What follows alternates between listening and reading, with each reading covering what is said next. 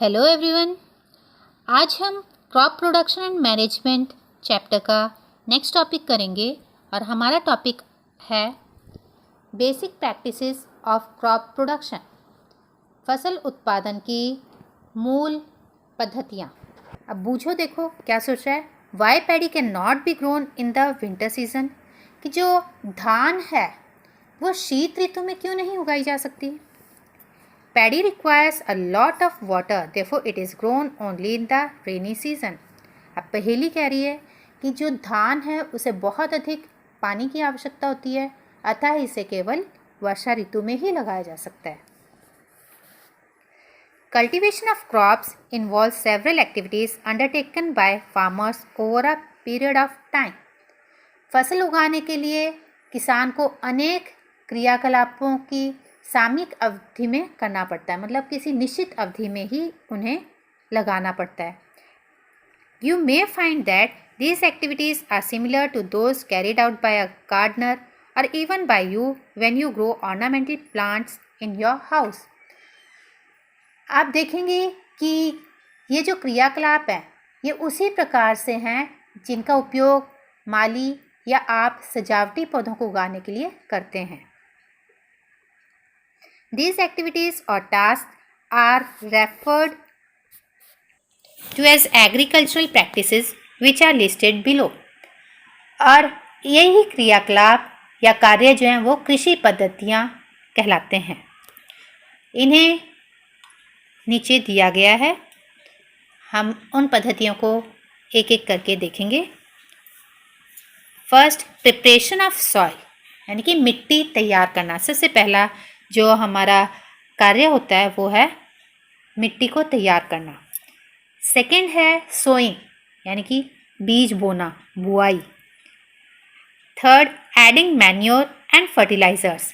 अब तीसरा पॉइंट है खाद एवं उर्वरक देना। फोर्थ, इरिगेशन, यानी कि सिंचाई। फिफ्थ, प्रोटेक्टिंग फ्रॉम वीड्स, यानी कि खरपतवार से सुरक्षा। वीड्स अनावश्यक पौधे होते हैं जिन्हें हम खरपतवार कहते हैं। सिक्स्थ, हार्वेस्टिंग, अब फसल तैयार हो गई है उसे काटा जाना है, इसलिए हार्वेस्टिंग मीन्स कटाई।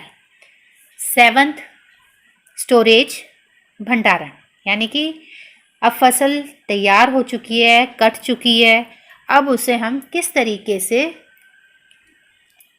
अधिक समय तक सुरक्षित रख सकते हैं, इसके लिए हमें उसका स्टोरेज करना होता है, उसका भंडारण करना होता है। अब हम इन पार्ट्स को एक एक करके डिटेल में देखेंगे। सबसे पहला है प्रिपरेशन ऑफ सॉइल, मिट्टी तैयार करना। The preparation of soil is the first step before growing a crop. फसल उगाने से पहले मिट्टी तैयार करना सबसे पहला चरण है। One of the most important tasks in agriculture is to turn the soil and loosen it. मिट्टी को पलटना और इसे बहुत ढीला बनाना कृषि का अत्यंत महत्वपूर्ण कार्य है। This allows the roots to penetrate deep into the soil. इससे जड़ें जो हैं वो भूमि में गहराई तक जा सकती हैं। अगर मिट्टी नरम होगी तो वो ज़्यादा गहराई तक जा सकती है। The loose soil allows the roots to breathe easily even when they go deep into the soil. अब जो मिट्टी बहुत ही लूज है, ढीली है, उसमें जड़ें जो है वो गहराई में आसानी से जा सकती हैं और वो गहराई में भी वहाँ पर श्वसन कर सकती हैं। Why does the loosening of soil allow the roots to breathe easily? जो पोली मिट्टी है या बहुत ढीली मिट्टी है वो किस तरीके से पौधों की जड़ों को आसानी से श्वसन करने में सहायक है। The loosened soil helps in the growth of earthworms and microbes present in the soil. जो पोली मिट्टी होती है उसके अंदर सूक्ष्म जीव और केंचुए होते हैं जो कि उनकी वृद्धि में सहायक होती है। These organisms are friends of the farmer since they further turn and loosen the soil and add humus to it. ये भी किसानों के लिए मित्र हैं क्योंकि ये मिट्टी को पलटकर पोला कर देते हैं और ह्यूमस बनाते हैं। ह्यूमस जो होती है वो मिट्टी की उपजाऊ परत होती है। But why the soil needs to be turned and loosened, लेकिन मिट्टी को पलटना और पोला करना क्यों आवश्यक है। You have learned in the previous classes that soil contains minerals, water, air and some living organisms. आप पिछली कक्षा में पढ़ चुके हैं कि मिट्टी में खनिज, जल, वायु तथा कुछ सजीव होते हैं. In addition, dead plants and animals get decomposed by soil organisms. इसके अतिरिक्त जो मृत पौधे या जंतु हैं वो भी मिट्टी में पाए जाने वाले जीवों द्वारा अपघटित होते हैं.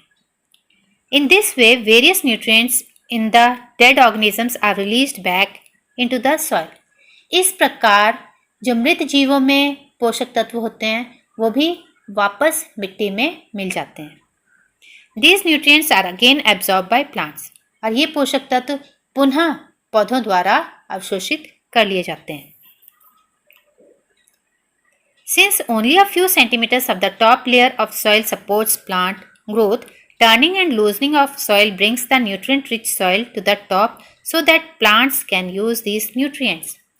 क्योंकि ऊपरी परत के कुछ सेंटीमीटर की मिट्टी में ही पौधों की वृद्धि में सहायक होते हैं और इसे उलटने पलटने और पोला करने से जो पोषक पदार्थ हैं वो ऊपर आ जाते हैं और पौधे इन पोषक पदार्थों का ही उपयोग करते हैं. Thus, turning and loosening of soil is very important for cultivation of crops. इसी वजह से मिट्टी को उलटना पलटना या पोला करना फसल उगाने के लिए अत्यंत महत्वपूर्ण है. The process of loosening and turning of soil is called tilling और प्लोइंग. मिट्टी को उलटने पलटने एवं पोला करने की जो प्रक्रिया है उसे जुताई कहा जाता है. This is done by using a plough. और ऐसा हल द्वारा किया जाता है. Ploughs are made of wood और आयरन. हल लकड़ी और लोहे के बने होते हैं. If the soil is very dry it may need watering before ploughing. और अगर मिट्टी शुष्क है तो इसमें जुताई से पहले पानी की आवश्यकता होती है. The प्लोड field may have big clumps of soil called crumbs. जुते हुए खेत में मिट्टी के बड़े बड़े ढेले भी हो सकते हैं और इन बड़े बड़े ढेलों को तोड़ना आवश्यक होता है. Leveling the field is beneficial for sowing as well as for irrigation. बुआई एवं सिंचाई के लिए खेत को समतल करना आवश्यक है. मतलब एक समतल या लेवल करना उसको आवश्यक है. Leveling of soil is done with the help of a leveler. और ये कार्य मतलब समतल करने का जो कार्य है वो पाटल द्वारा किया जाता है. Sometimes manure is added to the soil before tilling. कभी कभी जुताई से पहले खाद दी जाती है. This helps in proper mixing of manure with soil. इससे ये मिट्टी में भली भांति मिल जाती है. The soil is moistened before sowing. और बुआई से पहले जो मृदा है उसे नमी युक्त बनाया जाता है. Agricultural implements. कृषि औजार. Before sowing the seeds, it is necessary to break soil crumbs to get better yield. अच्छी उपज के लिए बुआई से पहले मिट्टी को भुरभुरा करना ज़रूरी होता है ताकि हमें अच्छा उत्पादन मिल सके. This is done with the help of various tools. और ऐसा विभिन्न औजारों के द्वारा किया जाता है. The main tools used for this purpose are the plow, hoe and cultivator. और इस कार्य को करने के लिए जो मुख्य औजार हैं वो हैं हल, कुदाली एवं कल्टीवेटर. इन इम्प्लीमेंट्स को हम कल डिटेल में पढ़ेंगे. Thanks for watching.